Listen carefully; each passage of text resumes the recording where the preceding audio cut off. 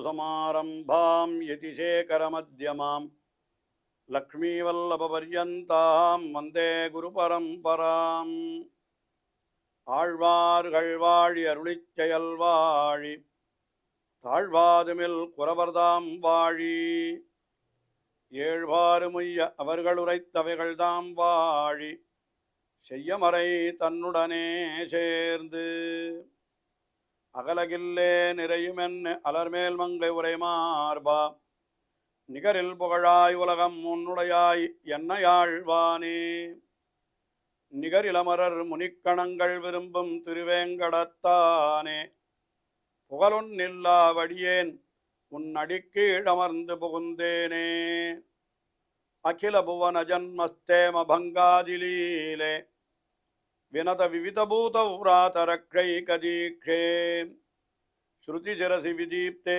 பிரம்மணி ஸ்ரீனிவாசே பவது மம பரஸ்மின் ஷேமுழி பக்திரூபா श्रीमान् वेङ्कटनाथार्य कवितार्किककेसरी वेदान्ताचार्यवर्यो मे सन्निधत्तां सदा हृदि ஸ்ரீரங்கநாதனுடைய பாதுகைகளை குறித்து 1000 ஸ்லோகங்களை கொண்ட ஸ்தோத்திரம் ஸ்ரீ பாதுகா சகஸ்ரம் என்ற ஸ்தோத்திரம் வேதாந்த தேசிகன் அருளி செய்துள்ளார்.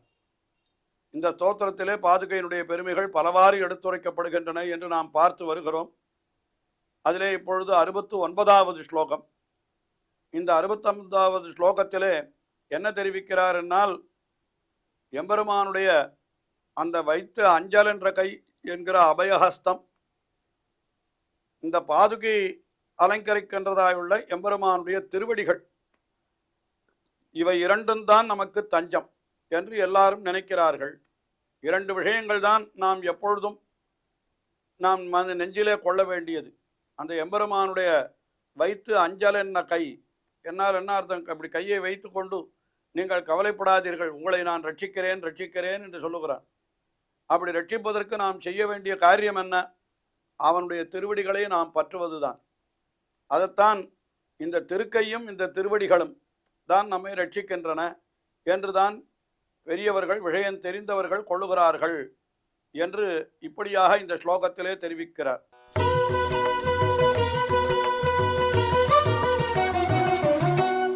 द्वितयं प्रतियन्ति रङ्गभर्तुः कतिचित् काञ्चन पादुके शरण्यम् अभयान्वितमग्र्यं करं वा भवती शेखरितं पदाम्बुजं वा. द्वितयं प्रतियन्ति, இரண்டை பற்றுகிறார்கள், நினைக்கிறார்கள், அதாவது அதையே நம்புகிறார்கள். 2 விஷயங்களைத்தான் நம்புகிறார்கள் ஞானிகள், ஆச்சாரியர்கள் என்று அப்படியும் கொள்ளலாம்.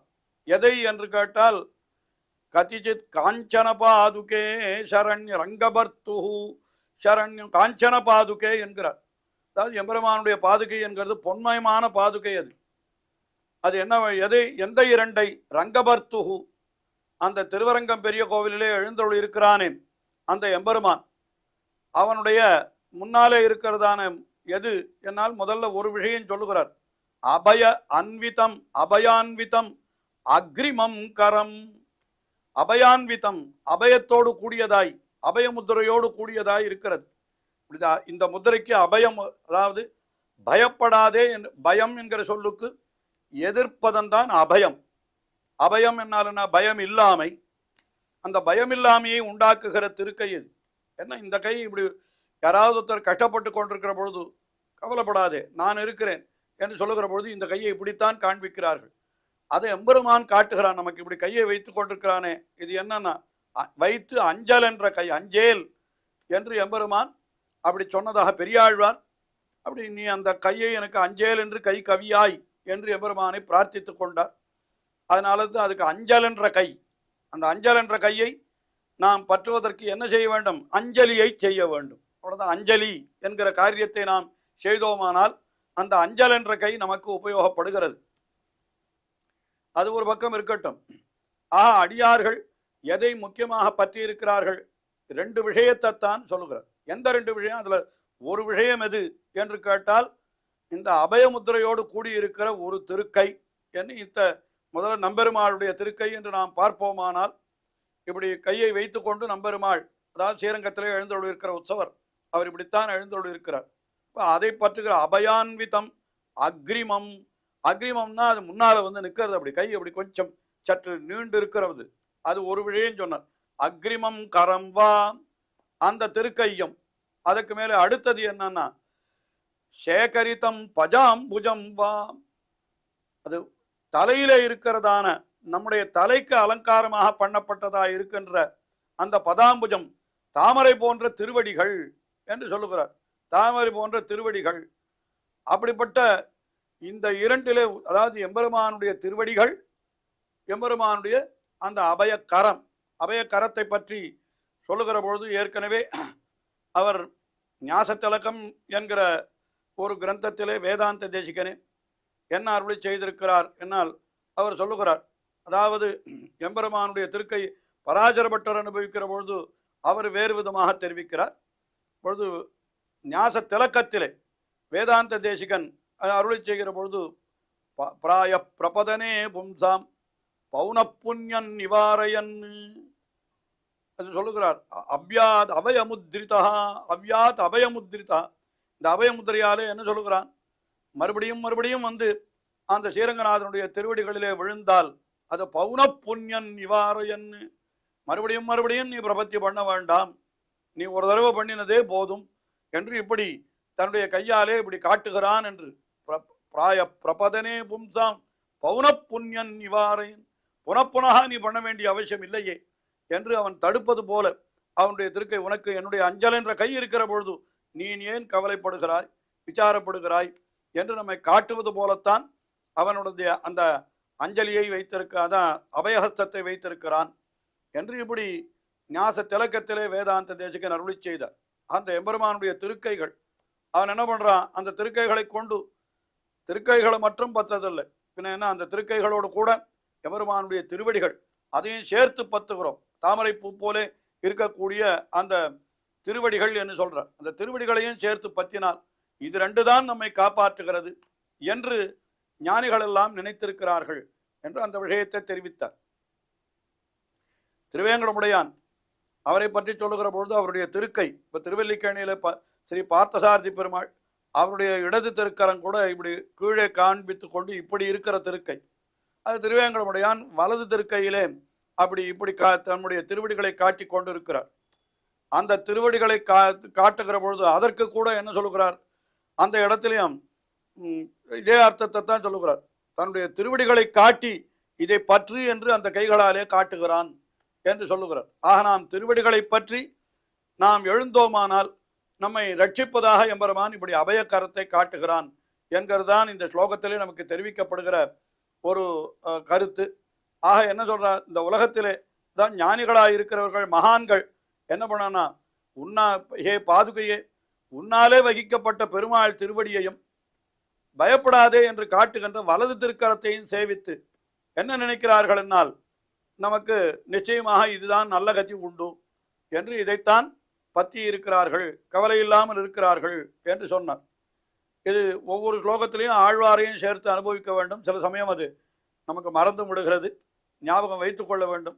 இந்த இடத்துல திருவடி என்று சொன்னது நம்ம ஆழ்வாரை என்று கொள்ளலாம். என்ன பண்ணுகிறார், ஆழ்வார் ஆச்சாரியர்கள் கடாட்சத்தை பெற்றால், இவர்களை ஆழ்வார்களையும் ஆச்சாரியர்களையும் பற்றினால் நிச்சயமாக நம்மை எம்பெருமான் ரட்சித்து விடுகிறான்.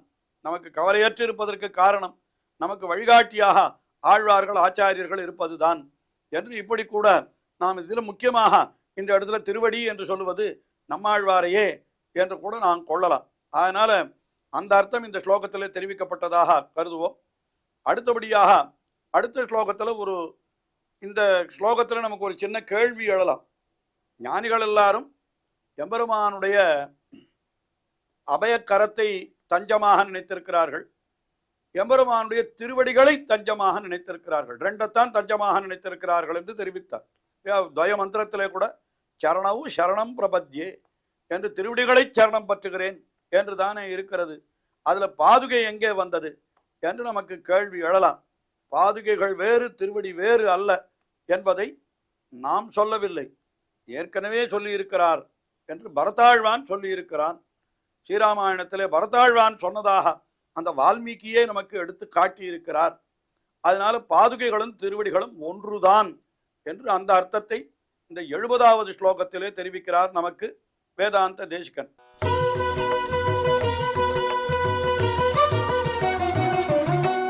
பரதாஸ்வசனேஷு பாதசப்தம் வசுதா ஸ்ரோத்ர சமுத்பவோ முனீந்திரः படதி த்வயி பாதுகே ததஸ்த்வம் நியதம் ராமபதாத் அபின்ன பூமா. பாதுகே என்ன சொல்லுகிறார்? பாதுகையை பார்த்து சொல்லுகிறார் வால்மீகி. அந்த வால்மீகிக்கு ஒரு விஷயம் சொல்லுகிறார் இந்த ஸ்லோகத்திலே 2வது பாதத்திலே என்ன தெரிவிக்கிறார்? வசுதா ஸ்ரோத்ர சமுத்பவோ முனீந்திரா. வசுதா என்னால் பூமி, அந்த பூமியினுடைய ஸ்ரோத்திரம் என்னால் காது, அந்த காதிலிருந்து உண்டானவர் இந்த வால்மீகி. அவர் அதாவது இந்த புத்துக்களெல்லாம் பூமியினுடைய காது என்று சொல்லப்படுகிறது. அப்போ வசுதா ஸ்ரோத்தம் என்னால் புற்றிலிருந்து உண்டானவர், வல்மீகம், அந்த வல்மீகத்திலிருந்து உண்டானவர். அதனால வசுதா ஸ்ரோத்ர சமுத்பவா முனீந்திரா. அப்படிப்பட்ட வால்மீகியானவர் ஓர் அர்த்தத்தை தெரிவித்திருக்கிறார். என்ன தெரிவித்திருக்கிறார் என்னால், எப்போ பரதாஸ்வசனேஷு பாதசப்தம், பரத ஆஸ்வசனேஷு, பரதர் என்ன பண்ணினார்? அயோத்தியாவாசி ஜனங்கள் அத்தனை பேரையும் அவர் ஆஸ்வாசனம் பண்ணுகிறார். அதாவது என்ன பண்ணுகிறார்? ஆறுதல் சொல்லுகிறார். சக்கரவர்த்தி திருமணியை அழைத்து கொண்டு வந்து விட வேண்டும். சரித்திரம் எல்லாருக்கும் தெரிந்திருக்கும் அல்லவா? பரதாழ்வான் அதாவது ராமபிரானுக்கு பட்டாபிஷேகம் பண்ண நினைத்து கடைசியில் அவர் வனவாசத்திற்கு எழுந்துள்ள வேண்டி வந்து விட்டது. பரதன் ஊருக்கு வந்தவுடனே விஷயத்தை தெரிந்து கொண்டு ராமபிரானை எப்படியாவது அழைத்து கொண்டு வந்து விட வேண்டும் என்று சித்திரக்கூடத்திற்கு செல்லுகிறார். அங்கே ராமபிரான் எழுந்துள்ளிருக்கிறார். ஆனால் ராமபிரான் திரும்பி வரவில்லை. அதுக்கு பதிலாக அவர் தம்முடைய பாதுகையைத்தான் கொடுத்தார் என்று அந்த சரித்திரம் நாம் பார்க்கிறோம் ஸ்ரீராமாயணத்தில். அதுதான் வசுதா ஸ்ரோத்ர அவர் சொல்லுகிறார். சமுத்பவா முனீந்திரா, அந்த வால்மீகியானவர் இப்படித்தானே தெரிவித்திருக்கிறார் என்று அந்த வால்மீகியினுடைய திருநாமத்தையும் இந்த ஸ்லோகத்திலே குறிப்பிடுகிறார். அவர் என்ன பண்ணினார்னா, அந்த அவர் சொல்லுகிற பொழுது, பரதாழ்வான் சொல்லுகிற பொழுது என்ன சொல்லிவிட்டான் என்னால், இந்த பாதுகைகளை ராமனுடைய திருவடிகளாகவே நினையுங்கள், வேறொன்றாக நினையாதீர்கள், ராமபிரானாகவே நினையுங்கள், ராமபிரானுடைய திருவடிகளாகவே இந்த பாதுகையை நினையுங்கள். அப்ப ராமபிரானே எழுந்தொள்ளி விட்டான் என்று கொள்ளுங்கள். உண்மையிலே ராமபிரான் எழுந்தொள்ளி வரவில்லை, என்னாலும் கூட இந்த பாதுகையை எழுந்தொள்ளி பண்ணி கொண்டு வருகிறபடியினாலே அவன் என்ன பண்ணினான்னு கேட்டார். பாதுகையை சொன்னான். என்ன சொன்ன? பாதசப்தம் துவயி பட்டதி. அந்த பாதசப்தம், அந்த திருவடிகளை உன் விஷயத்திலே அவர் சொன்னார். அதனால நீ எப்படிப்பட்டவள் ஹே பாதுகே என்று கேட்டால், துவம் ராமபாதாத்ரி அபின்ன பூமா. ராமனுடைய பாதுகையை காட்டிலும் வேதம் வேறுபட்டு இல்லாமை என்கிற பெருமையை பாதுகே, பாதுகாதேவியே நீ உடையவள் அல்லவோ என்று சொல்லுகிறார். ராமன் வேறு, ராமனுடைய திருவடி வேறல்ல. ராமனுடைய திருவடி வேறு, ராமனுடைய பாதுகை வேறல்ல. இப்பொழுது அயோத்தியிலே பரதாழ்வான் கொண்டு வந்து பட்டாபிஷேகம் பண்ணி இருக்கிறது வெறும் பாதுகையைத்தானே, ராமன் இல்லையே என்று யாரும் நினைக்க கூடாது. அதைத்தான் இந்த பரதாழ்வானே தெரிவிக்கிறான். என்ன தெரிவிக்கிறான்? அயோத்தியாவாசி ஜனங்களுக்கெல்லாம் ஆறுதலாக சமாதானம் பண்ணி வார்த்தை சொல்லுகிற பொழுது என்ன சொன்னான்?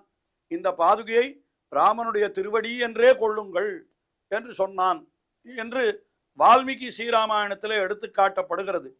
அந்த கருத்தை கொண்டு பார்க்கிற பொழுது எம்பெருமானுடைய திருவடி வேறு, பாதுகை வேறல்ல. பாதுகைதான் திருவடி, திருவடிதான் பாதுகை. அதனால்தான் இந்த பாதுகா சகஸ்திரத்திலே நீங்கள் பார்த்தீர்களானால் சில ஸ்லோகங்களை திருவடி என்றும் சொல்லுவர், சில ஸ்லோகங்களே பாதுகை என்றும் சொல்லுவர். அது திருவடி என்று சொன்னால் பாதுகையை தனக்கு அலங்காரமாக கொண்டிருக்கிற திருவடி என்று அந்த பாதுகை பர்யந்தம் நாம் கொள்ள வேண்டும். பாதுகை வேறு, திருவடி வேறு அல்ல என்ற கருத்திலே தான் இந்த ஸ்லோகங்கள் எல்லாம் அருளி செய்யப்பட்டிருக்கின்றன. அதற்கு எது மூலம் என்றால் இந்த பரதாழ்வான் அருளி செய்த வார்த்தை. பாதுகையை பிரதிஷ்டை செய்துவிட்டு பட்டாபிஷேகம் செய்துவிட்டு இந்த பாதுகை வேறு, ராமனுடைய திருவடி வேறு அல்ல என்று தானே அந்த பரதாழ்வான் தெரிவித்தான்.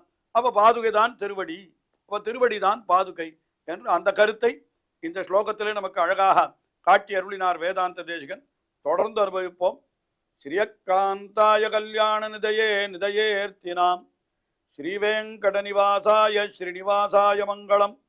ஸ்ரீமத் சுந்தர ஜாமாதிரு முனிமான் சவாசினே சர்வலோக நிவாசாய ஸ்ரீனிவாசாய மங்களம்.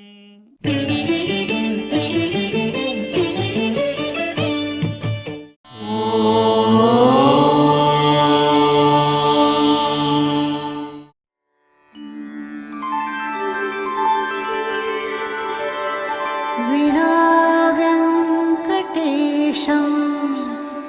ननाथो ननाथः सदा वेङ्कटेशं स्मरामि स्मरामि। हरे वेङ्कटेश प्रसीद प्रसीद। प्रियं वेङ्कटेश प्रयच्छ प्रयच्छ।